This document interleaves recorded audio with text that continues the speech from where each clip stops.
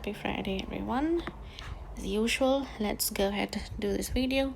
Listen to this before you come to class on Monday. We'll go over some of the theory. Okay, obviously, I'm still not used to using this iPad.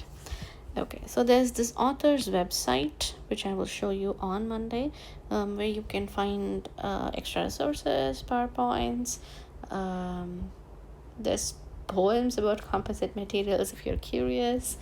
There's other videos like testing videos, etc. So we'll look at that on Monday.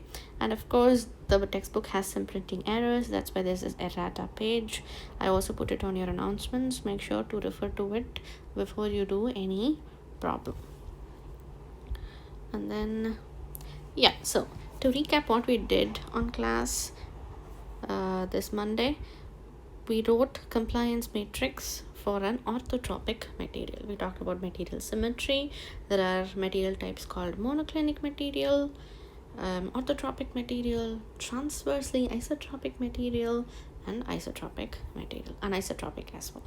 So orthotropic, the advantage is if our material can be construed as orthotropic, meaning properties are equal in perpendicular directions along two or three mutually perpendicular directions, like the ones you've shown here, or our traditional XYZ, then that is called an orthotropic material.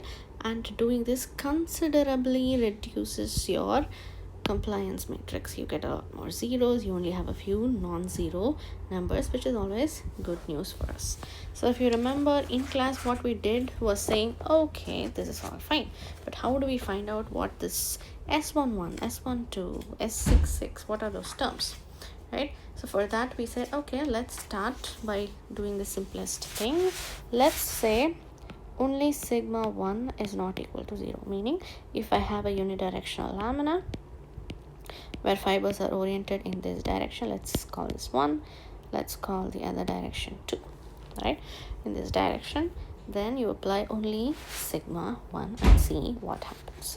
So if I apply only sigma 1, then I get, if you remember the epsilon matrix or strain matrix, so epsilon 1, 2, 3, and gamma 3, 1, gamma 2, 3, and gamma 1, 2. So this was our matrix. So then you have all the S components, right? How do I get to the eraser?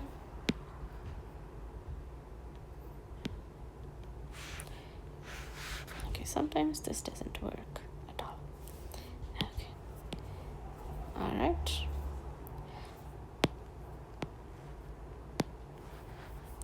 Let's try again. Okay, so you have the S matrix. It's shown right here, and we're saying there's only sigma 1.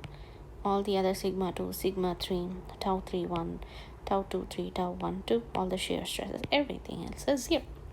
So if you do this, then for example, you get epsilon 1 equals S11 into sigma 1. That's it.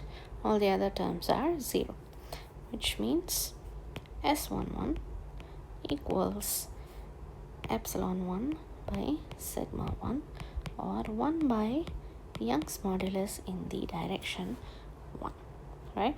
So you can see how you can get expressions for epsilon 2, epsilon 3, and probably what is the other one that you can get expressions for?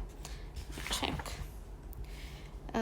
You can get expressions for epsilon 1, 2, and 3. So using this relationship, obviously epsilon 2, for example, is related to epsilon 1 by the relationship using Poisson's ratio, correct? So negative Poisson's ratio nu 1, 2 multiplied by epsilon 1, epsilon 3 is also the same relationship, minus nu 1, 3 into epsilon 1, right? So this is what happens, right?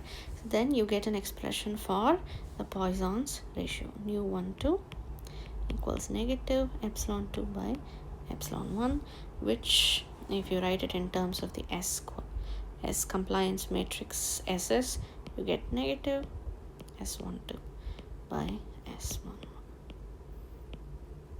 So you can keep repeating this process. The next one would be to do sigma 2 is the only component that's non-zero.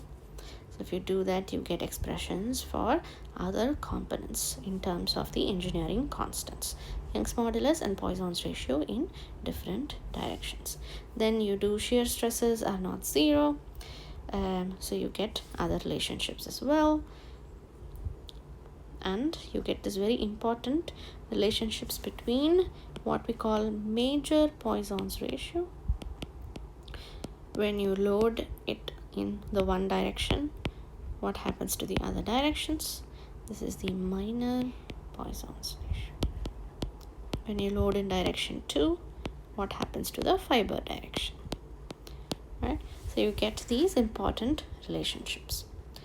So this is how your compliance matrix will look, including all the engineering constants, Young's modulus, shear modulus, and Poisson's ratio. And if you invert that, which thankfully we don't have to do, you can see how complicated the matrix looks. All we need to know is how to program this to be useful for us. So then what is the only restriction is both the matrices should be positive, which means all the components in those matrices should be greater than 0. This in turn leads to the design restrictions that is imposed. You can't change one thing without changing the other factors, so you have to be careful to not be limitless or boundless when we are making changes to material properties. This is what we did or talked about in last class. And we saw, okay, depending on what kind of material we have, the compliance matrix and the stiffness matrices will have how many independent elastic constants. Orthotropic, as you could see from the previous slides. Okay, my bad. Previous slides. 1, 2, 3, 4, 5, 6, and then you have the Poisson's ratio 7, 8, and 9. Right? Nu 1, 2, nu 2, 3, nu 1, 2, nu 2, 3, or 3, 2, and nu 3. Right? So 9 independent constants. The other ones can be found from that. Okay. So then we come to the next part, which is plane stress assumption. This is another way to simplify the 3x3 compliance and stiffness matrices, or 6x6 actually, 6x6 matrices that we already have. So plane stress assumption, when is it valid? When you have thin materials, when the thickness is less compared to other dimensions, right? And that is usually the case for a composite lamina, where you have long fibers, right, matrix, and then you have particular width, but the thickness is usually very less. So then the direction 3 is very less, and as long as there is no loads on the external surfaces of the lamina, you can consider this plane stress. What does this mean? The other stresses, for example, sigma 3, shear stresses that have the third direction component, which is tau 2, 3 and tau 3, 1, can all be considered 0. They'll usually be very negligible. If you remember from solid mechanics, we know that the shear stress on the surface itself is low, or we usually consider them as 0. So it's the same principle. So we call it the plane stress assumption, and we just don't assume things. It has also been proved to be valid using experimentation. So when you do this, okay, so the compliance matrix, if you have this, let's say on the other side, I'll have sigma 1, sigma 2, this will be 0, this will be 0, sigma 3 will be 0, tau 3, 1 is 0, tau 2, 3 is 0, and you'll only have tau 1, 2, shear stress in the 1, 2 plane. So then if this is the case, then what do we have? If you write epsilon 1, for example, let me take my reference so that I don't make mistakes. Dun, dun, dun, dun, dun.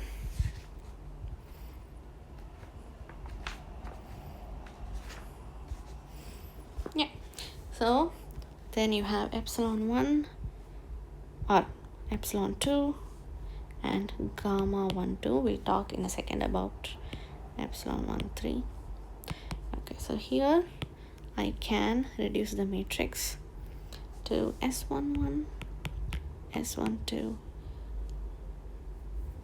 The three terms are all 0, right? S33, S44, S55 are all 0. So you have S11, S12, 0, S12, S22, 0, and 0, 0, S66. And you have sigma 1, sigma 2, and tau 1, 2. So you can reduce the entire matrix like this. If I apply my load in sigma 1, let's say I'll still have epsilon 3, which is S13 into sigma 1 plus S23 into sigma 2. But we can write it separately and take it out of the matrix. Now we are left with a very simple 3 by 3 matrix, which is much easier to solve. So how do we find out how or what these elements S11, S22, S12, S66 are related to in terms of engineering constants? We repeat the exact same process. Apply pure axial load in just direction 1, which is sigma 1 equals 0. If you do that, if you use the matrix epsilon 1, epsilon 2, sorry, my bad, gamma 1 2, which is the shear strain, equals S11, S12, 0, and then I have S12. Or is it S21? It is S12, right? S12, S22, 0, 0, 0, S66, and you have sigma 1, everything else is 0. So when I do that, I have epsilon 1 equals S11 sigma 1, epsilon 2 equals S12 sigma 1, and gamma 1 2 is 0. So you can see that the normal stress is causing only normal strains and there is no shear component, which simplifies our life. The complexity of the analysis has reduced. We don't have any interdependency between shear and axial loading. So this we have been talking about, for example, only the compliance matrix. What happens to the stiffness matrix, or if you take inverse of S inverse, right? We were calling it C, but now the 3 by 3 matrix, don't ask me why, has a notation of Q, right? This is called reduced stiffness matrix. I understand that it is no fun to keep changing names, but that's the convention we are following. Okay, so now you repeat this process. Why are we doing this in the first place? Because then we can say, okay, epsilon 1 by sigma 1 equals S11, which we know from Hooke's law is 1 over Young's modulus. So this is the whole point of doing this kind of relationships. So what is the other one we get from here? We also get epsilon 2 is related to epsilon 1 via the major Poisson's ratio. If you substitute this in terms of S's, you get mu 1 2 as previously seen. It's S12 divided by S11. Yeah, so you get these relationships. Oh, I have them apparently. That's fine. Keeps going off. Let me. So you do the same thing. You only make epsilon 2 not equal to 0. So you have, if you write the same matrices, then you have epsilon 1 equals S12 sigma 2, because now it is the Poisson's ratio component. It is the lateral direction component. Epsilon 2 equals S22 sigma 2, and gamma 1 2 is still 0, no coupling, which means from here you get S22 equals 1 by E2, and then you get nu to 1 Poisson's ratio in this direction, negative epsilon 1 by epsilon 2. This is your lateral strain. This is your longitudinal strain, or lateral can also be called as transverse strain. So then you have this, and using this relationship, if you compare with the previous one, I think I do have it in the slide here, but sometimes keep it vanishes if I do the PowerPoint. So using these two relationships, again, this is something that we saw before. It's the same interdependency between nu12 and nu21. So then you repeat the process again. You apply only a shear load, which is tau12 is non-zero. And then if you do that, the only thing you'll have, epsilon 1 becomes 0, epsilon 2 becomes 0. I can even show you how. Epsilon 1, epsilon 2, gamma 1, 2 equals S11, S12, S12, S22, 0, 0, 0, 0, S66 into, which is sigma 1 and sigma 2 are 0, only tau 12 is non-zero. So you get epsilon 1, as you can see, is 0, epsilon 2 is 0. Brush up on your matrix multiplication if this is difficult. This is gamma 1, 2 is the only non-zero term. You get S66 into tau 12, which, if you remember from solid mechanics, gives rise to shear modulus 1 by G12. So using these three cases, you get our compliance matrix filled with our constants. So you have E1, E2, G12, and then you have nu12. So it reduces to about 1, 2, 3, and 4 independent constants. If you know one of these, you can find the other. Okay, so good job, but then we are not done. We definitely need the relationship between, let's say if I say sigma equals the reduced stiffness matrix is Q multiplied by epsilon. So Q is S inverse, right? So if you do the S inverse, these are the terms that you get. And if you substitute, I know, this is sometimes stupid, but this is what we have to work with. So I presume that this will be minuses, I think. Let me check. If you take the inverse, yes, of course, it's come on, minus. So this is the relationship, and if you substitute the S values with E, G, and all the Poisson's ratios, you get the relationship or the Q matrix. Stress equals Q matrix into strain. Of course, the compliance matrix is the simpler matrix. Q is always a little bit harder. Okay. All you're doing is just taking inverse. So this is your 2D compliance and stiffness matrices. This is called the reduced stiffness matrix. I think you can watch this video probably with a little more speed. I haven't been feeling my best, so maybe this video was a little bit slow.